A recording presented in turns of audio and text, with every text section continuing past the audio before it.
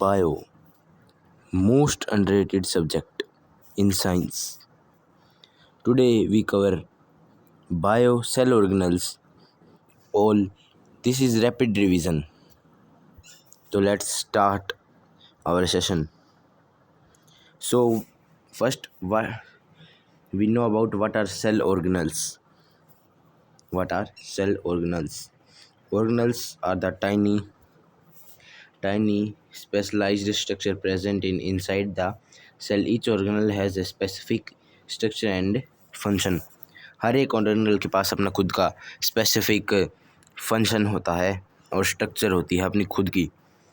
अगला है organisms work in coordination work carry out life process to keep the cell active. हर जितने भी ऑर्गेनल्स होते हैं सबको काम करना पड़ता है एक साथ अपनी सेल को जो है आगे मतलब लिविंग बनाने के लिए. दे आर लाइक मोर और mini organelles of the cell. मतलब सेल के भी और छोटे पार्ट जिनको हम कह सकते हैं. तो ये है एक एनिमल सेल. जैसे कि आप देख पा रहे हो ये है एनिमल सेल और इसके साइड में इसके पार्ट्स दे रखे हैं. पहला पार्ट है तो सबसे शुरू से देख लेते हैं. पहला हमारा आता है न्यूक्लियस. फिर जो ये बीच में सेंटर सा गोल है इसको न्यूक्लियस कहते हैं. इसके साइड में जो भी ये गोल सा स्ट्रक्चर प्रेजेंट होता है इसको न्यूक्लियस कहते हैं जो निकल के बाहर के होता है. और जो ये इधर इस साइड ये ऐसे गोल सा स्ट्रक्चर प्रेजेंट है बहुत सारे, इनको हम एंडोप्लाज्मिक रेटिकुलम कहते हैं. जो कि ये रफ वाले एंडोप्लाज्मिक रेटिकुलम है और स्मूथ वाले होते हैं ये छोटे छोटे जो कि साइड में हैं आपके. ये हैं स्मूथ एंडोप्लाज्मिक रेटिकुलम. ठीक है. ये ऑरेंज कलर का है जो दिखता है ये है माइटोकॉन्ड्रिया एटीपी के जनरेशन के लिए. ये है लाइबोसोम्स. ये इसके बाहर की जो भी मेम्ब्रेन है ये जो मेम्ब्रेन है इसको कहते हैं सेल मेम्ब्रेन या फिर प्लाज्मा मेम्ब्रेन. और जो ये सेल ऑर्गेनल्स के सबके बीच में जो लिक्विड प्रेजेंट है ये लिक्विड इसको कहते हैं साइटोप्लाज्म. ठीक है. और ये जो आपको पिंक येलो कलर के दिखते हैं इनको कहते हैं सेंट्रियोल्स. ये जो वायलेट कलर के हैं इनको कहते हैं गोल्जी अपैरेटस या फिर गोल्जी बॉडीज़. और ये येलो कलर के जैसे छोटे छोटे इनके जैसे ही उनको कहते हैं राइबोसोम्स. तो आइए आगे एक बार ये देख लेते हैं की पॉइंट्स देख लेते हैं एक बार. तो पहला है nucleus control centre of the cell. Nucleus क्या करता है सेंटर के ऑफ सेल को कंट्रोल करता है. मतलब कहाँ न्यूक्लियस ये न्यूक्लियस है तो ये सेंटर ऑफ कंट्रोल करता है. फिर अगला है mitochondria power house of the cell. Power house ये है माइटोकॉन्ड्रिया जो कि एटीपी के जनरेशन के लिए यूज़ होता है. एटीपी क्या होती है सेल कर्रेंसी ऑफ एनर्जी. फिर है ribosome site of protein synthesis.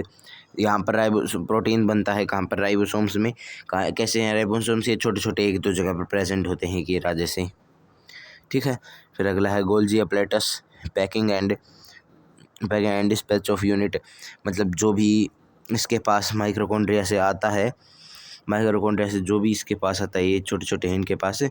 इनके ये प्रोसेस करके फिर इनको डिस्पैच कर देता है सेल के अलग अलग यूनिट्स तक. ठीक है. फिर अगला है lysosome cleaning squad of the cell. यानी जो ये लाइबोसोम्स हैं ये लाइबोसोम्स ये क्या करते हैं क्लीनिंग मतलब ये क्लीनिंग में हेल्प करते हैं डाइजेशन में. ठीक है. फिर अगला है सेल मेम्ब्रेन.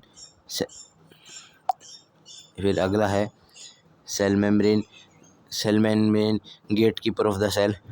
यानी गेट कीपर मतलब ये जो साइड वाली सेल मेम्ब्रेन है पूरी ये. ठीक है. Cytoplasm site of metabolic reaction मतलब जहाँ पर भी ये सारी चीज़ प्रेजेंट होती है जिसके अंदर. ठीक है. Centrioles help in cell division. Centrioles जो होते हैं ये किस में हेल्प करते हैं सेल के डिवीज़न में. यानी एक सेल को 2 सेल बनने में 2 सेल को 4 सेल बनने में. ठीक है. एक बार क्विक फैक्ट्स भी देख लेते हैं. Nucleus usually the largest organelles. Nucleus क्या होता है यूजुअली द लार्जेस्ट ऑर्गेनल होता है जो कि आप साइड में पिक्चर में देख ही पा रहे होंगे. सबसे लार्जेस्ट ऑर्गेनल क्या है न्यूक्लियस है. क्या है सबसे लार्जेस्ट न्यूक्लियस है। ठीक है, आगे आगे देखते हैं। Ribosomes are the smallest organelles.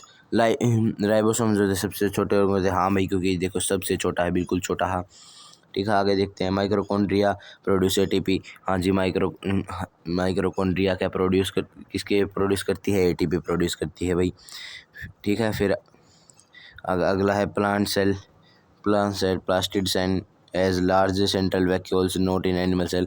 हाँ भाई, वैक्यूल्स जो होते हैं एनिमल्स में प्रेजेंट नहीं होते हैं। Ribosomes are more common in animals.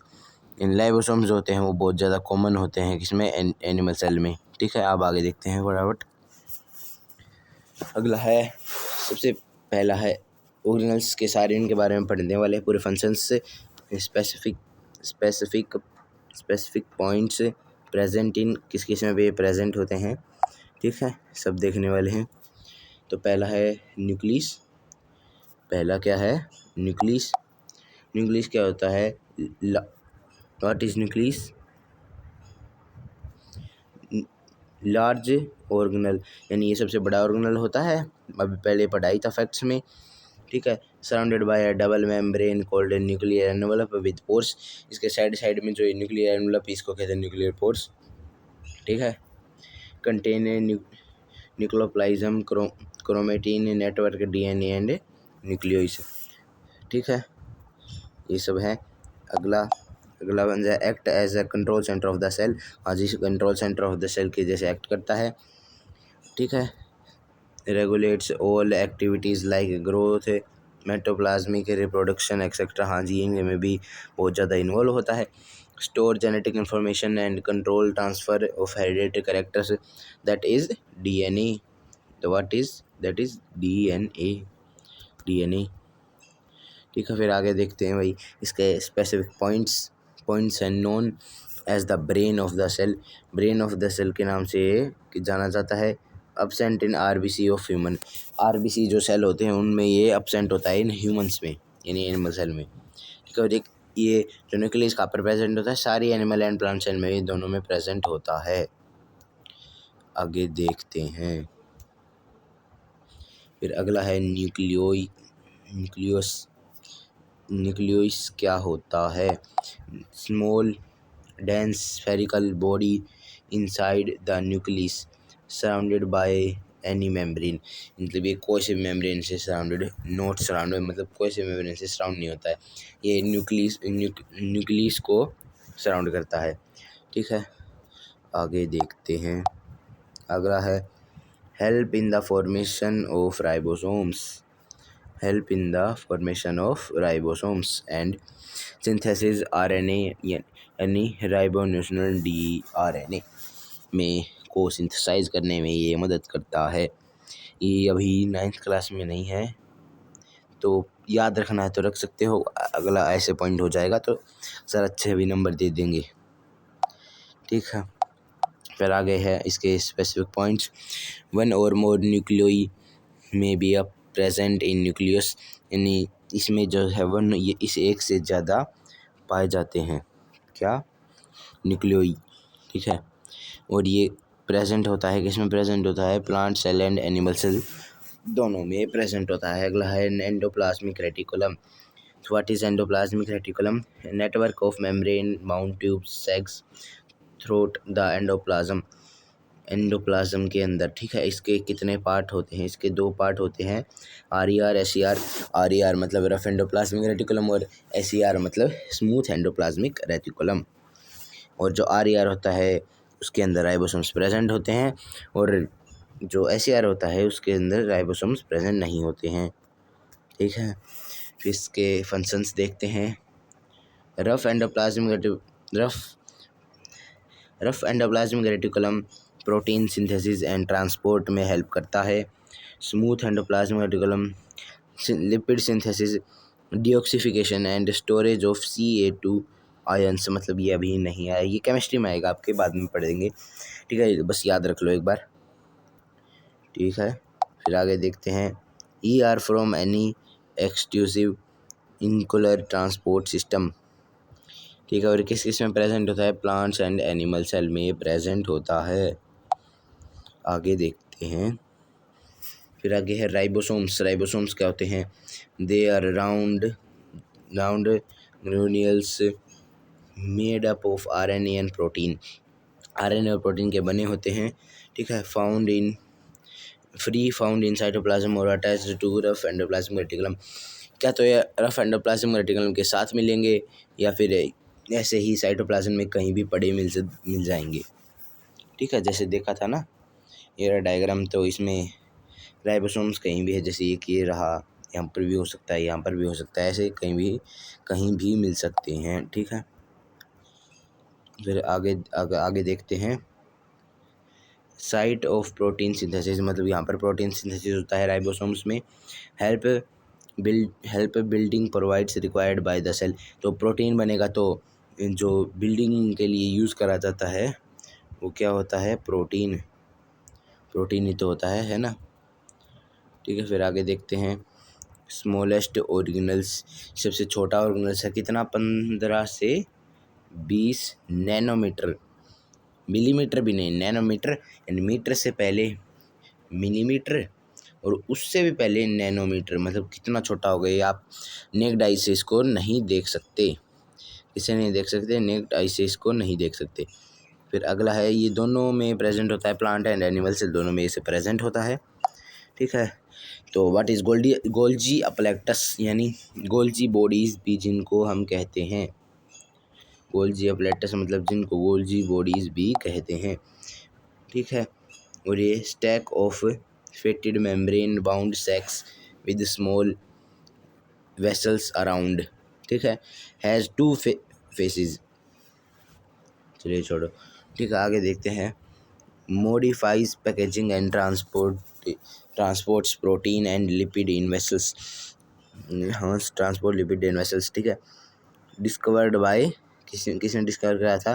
कैमलियो Golgi के इनके सरनेम के ही उस पे बेस पे रख दिया गया था, और ये दोनों में प्रेजेंट होता है, प्लांट एंड एनिमल सेल दोनों में ये प्रेजेंट होता है। फिर अगला है माइक्रोकॉन्ड्रिया। माइक्रोकॉन्ड्रिया क्या होता है? ये रोड शेप स्ट्रक्चर होता है, ठीक है। इनर मेम्ब्रेन फाउंड इनटू, मतलब इसकी दो मेम्ब्रेन होती हैं, जो आउटर मेम्ब्रेन होती है वो तो क्या होती है? पोरस होती है, और जो इनर मेम्ब्रेन होती है वो क्या होती है? डीपली फोल्डेड, यानी ऐसे ऐसे होती है, देखो ऐसे ऐसे, ताकि सरफेस एरिया इंक्रीज हो सके, और सरफेस इंक्रीज होगा तो एटीपी जनरेशन ज़्यादा होगी। Power house of the cell इसको कहा जाता है। साइट ऑफ एरोब्रामिक रेस्पिरेशन, तो ये भी नहीं है, ठीक है। अगला प्रोड्यूस एटीपी, यह बता ही दिया आपको, ठीक है। अगला है have their own DNA and ribosomes number varies from energy need of cell, यानी जो राइबोसोम्स और डीएनए के जो भी नंबर जो होते हैं ना, वो किसके ऊपर बेस्ड होते हैं? मतलब एनर्जी रिक्वायर्ड, ये दोनों चीज़ों में पाया जाता है, plant cell and animal cell. अगला देखते हैं, अगला है lysosomes are the small spherical single membrane bound vessels containing, ठीक है। और ये इनरेगुलर डाइजेशन, यानी डाइजेशन में हेल्प करते हैं, breaking down worn out organelles food present particles foreign bodies, recycle and cleaning of cell. फिर अगला है known as the suicidal bags और क्लीनिंग स्क्वाड, ठीक है। इन दोनों के नाम से इनको जाना जाता है, इन दोनों के नाम से, ठीक है। फिर अगला है more abundant in animal cell, animal cell में ज़्यादा होना ज़रूरी होता है देन कंपेयर टू उसके, ठीक है। और ये एनिमल सेल में रेयरली इन प्लांट्स, मतलब एनिमल सेल में तो ये पाया जाता है, लेकिन रेयरली कभी कभी प्लांट सेल में भी पाया जा सकता है। अगला है सेंट्रियल्स, इसके बारे में ज़्यादा अभी दे नहीं रखा आपकी बुक में, लेकिन फिर भी देख लीजिए, ठीक है। ये पूरा देख लेना, ये एनिमल सेल में और पाया जाता है और प्लांट सेल में कभी कभी, ठीक है। अगला है सेल मेम्ब्रेन, या फिर इसको प्लाज्मा मेम्ब्रेन भी कहते हैं। क्या है? थिन फ्लेक्सिबल लिविंग मेम्ब्रेन, ये लिविंग होती है, ठीक है। सेल वॉल जो होती है वो लिविंग नहीं होती, ठीक है। मेड ऑफ फोटो फोस फोस्फोलिपिड्स एंड प्रोटीन्स फ्लूइड।